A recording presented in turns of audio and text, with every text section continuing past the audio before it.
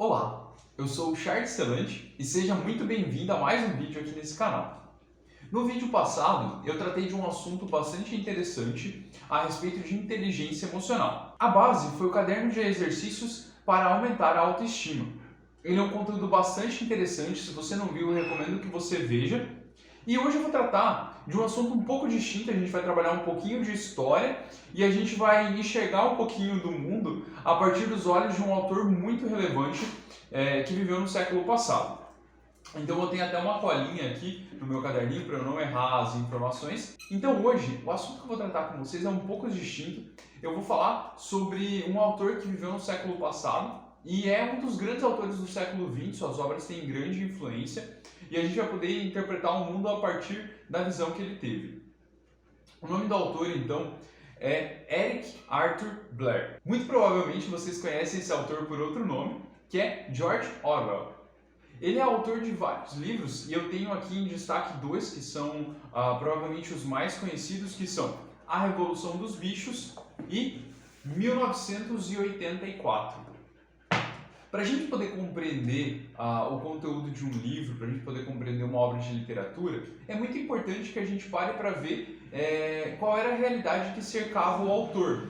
O que é que ele viveu, qual época ele viveu, fatos dos quais ele participou que com certeza influenciam na sua obra. Então eu vou destacar aqui, então esse autor, como eu disse, o Eric Arthur Blair, ou George Orwell, que é o pseudônimo, viveu no século passado. O livro que eu vou tratar hoje com vocês é A Revolução dos Bichos. A primeira edição dele é de 1945, então a gente está falando do finalzinho da Segunda Guerra Mundial, a gente está falando de um autor que viveu a Segunda Guerra Mundial, que presenciou a Segunda Guerra Mundial. E o que é interessante, esse autor era simpatizante de ideias revolucionárias, ele era simpatizante de ideais que hoje a gente caracteriza como ideais de esquerda. Outra coisa interessante é que ele foi voluntário na Guerra Civil Espanhola. Ele lutou ao lado dos republicanos, lutou ao lado de anarquistas, lutou ao lado de comunistas na Guerra Civil Espanhola contra o então caracterizado fascismo.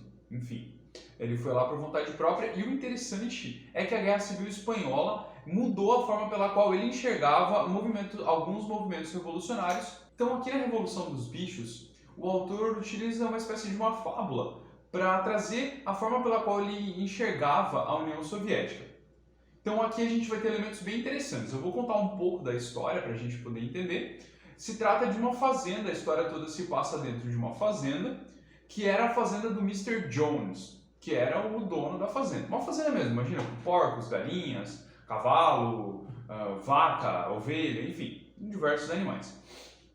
O Mr. Jones, aqui na história, ele era um bêbado, era um alcoólatra, vivia bêbado e por isso ele não cuidava bem dos animais, que acabavam tendo situações não muito agradáveis de fome, às vezes não eram tratados, enfim, não eram bem cuidados. Aqui na história, os animais têm características humanas, apesar de terem corpo de animal, eles falam, eles pensam como humanos, enfim, se relacionam como humanos, tem essa visão deles como agindo como humanos. Então a gente vai ter aqui os animais que são maltratados, enfim, que não são bem cuidados, e aí a história começa com um porco bastante interessante. Aqui os porcos são apresentados como um grupo, quase como uma casta, que era mais dada a assuntos de liderança. Eles tinham uma facilidade para tomar liderança no meio dos animais. E aqui começa com um porco, diz que era um velho porco major, imagina, né? Porco gigantesco, antigo, velho. E o major faz um discurso profético, por assim dizer, no qual ele defendia que os animais em algum momento se uniriam e tomariam o poder não só dessa fazenda, mas enfim, tomariam o poder que os humanos não mais subjugariam os animais.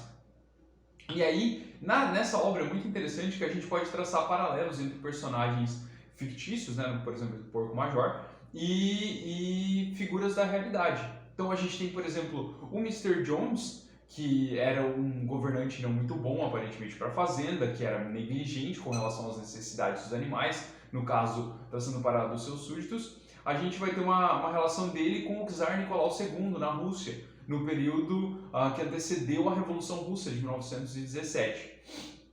Nós temos o Porco Major, que faz essa profecia de revolução muito semelhante ao que fez, por exemplo, Marx com seus livros, né? Então a gente vai ver de forma bem clara, enfim, a presença dele com essa visão profética, que não só é uma profecia, como é quase está conclamando os animais a tomarem essas atitudes.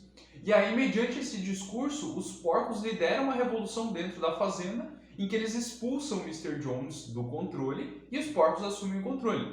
De forma que, dando a entender para todos os animais que todos liderariam, que agora seria de todos, todo mundo trabalharia, comeria bem, viveria bem. Então esse é o início da história, o plano de fundo. Aí o que vai acontecer? Dentro dos porcos, posteriormente o porco major falece, enfim, não se trata mais dele na história. E aí destacam-se dois porcos principais, que são o Napoleão e o Bola de Neve. É interessante que os dois porcos concordam com essa tomada de poder, concordam com a tomada do controle, inclusive pelos próprios porcos, só que eles diferem na forma de agir. A gente vê o Napoleão como um porco muito mais truculento, muito mais dado à violência em si, e a gente vê o Bola de Neve já numa visão, tendo decisões um pouco mais tecnicistas, buscando um certo avanço da sociedade. A gente vai ver uma construção de moinho que ele projetou, enfim, ao longo da história. E a gente também, o que vai acontecer? Esses dois porcos entram em desacordo no modo de ação e o Bola de Neve é expulso da fazenda. Ele não encontra mais ele, enfim, ele fugiu, é expulso e é visto como um traidor. E aqui a gente vai ter uma questão bem interessante, de novo, traçando um paralelo com a União Soviética, do Napoleão que assume o poder como uma figura de Stalin, muito mais truculento, muito mais violento do que o seu antecessor, como por exemplo Lenin, né? Stalin muito pior, causando muito mais mortes do que o próprio Lenin, e a gente vê o porco Napoleão agindo dessa forma. O Bola de Neve, com essa visão, que apesar de defender o mesmo ideal do Napoleão, ele defende um modo de ação diferente. O Bola de Neve não é mais visto e ele é apresentado como inimigo daquela sociedade, que ele queria levar aquela sociedade à ruína. Pelo menos esse é o discurso que o Napoleão vai pregar junto dos outros animais. E é interessante que a gente vai perceber que sempre em regimes totalitários, onde a população cede a sua liberdade em troca de segurança, ou pelo menos uma sensação de segurança, sempre há um inimigo em comum. O medo é um elemento constante em regimes totalitários, em sociedades regidas por regimes totalitários. E as pessoas costumam trocar facilmente a sua liberdade por uma sensação de segurança quando há um medo de algo maior, um inimigo maior, uma nação contra a qual se está em guerra, ou um inimigo interno, ou enfim, uma doença, ou qualquer coisa que seja. É bem interessante isso. E como que o Napoleão consegue transmitir transmitir para os outros animais esse medo, consegue transmitir as notícias, consegue convencer os outros animais? Através de um outro porco que diz que era muito falante, muito bom com as palavras, muito dado a discursos, que era o porco Garganta, né? Um nome bastante propício.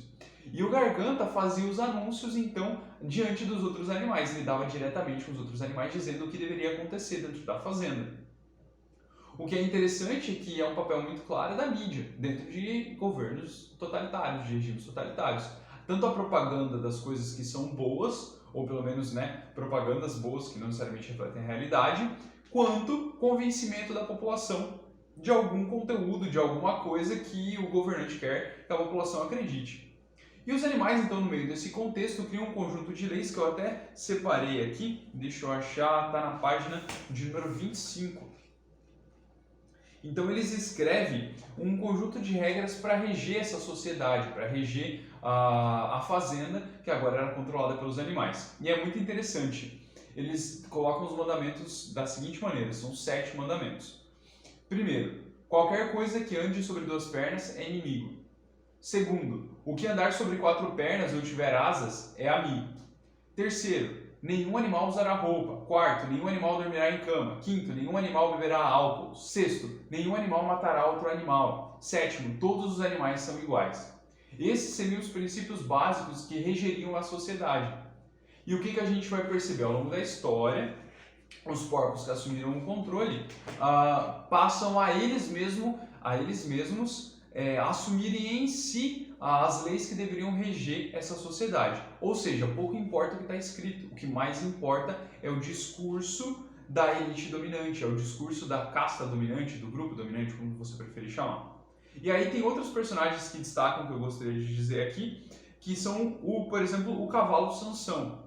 O cavalo Sansão, apesar dos porcos saberem ler e escrever e tentarem ensinar os outros animais a lerem e escrever, o cavalo Sansão era simplesmente incapaz de aprender a ler e escrever. Ele não passava de poucas letras. Quando ele avançava nas próximas letras, ele esquecia as últimas que ele tinha aprendido. Então, ele era puramente uma força de trabalho. E ele acreditava piamente que essa forma pela qual a fazenda estava sendo regida era a melhor forma. E o que ele faz? Trabalha. Ele cria um lema para si mesmo que é: trabalharei ainda mais. E ele pode ser refletido aqui, se a gente for traçar um paralelo, como um proletário simples, como parte da população muito simples que acreditava nesses ideais pregados, acreditava nesses 7 mandamentos aqui, nessas 7 leis, por assim dizer, e tudo que podia servir era a força de trabalho, sendo uma força de trabalho cega, por assim dizer. A gente tem outra figura interessante que são as ovelhas, que também não são dadas ao estudo, ao conhecimento, mas que repetem incansavelmente os dogmas que eram propagados pelo Garganta, pelo porquinho Garganta, na fazenda. E aí elas ficam repetindo e repetindo e são massas completamente manipuláveis de acordo com por aquilo que o Garganta dizia para elas. O que a gente tem nesse livro aqui é a visão bastante clara do autor e uma decepção dele com a forma pela qual o comunismo estava tentando ser implantado dentro da União Soviética.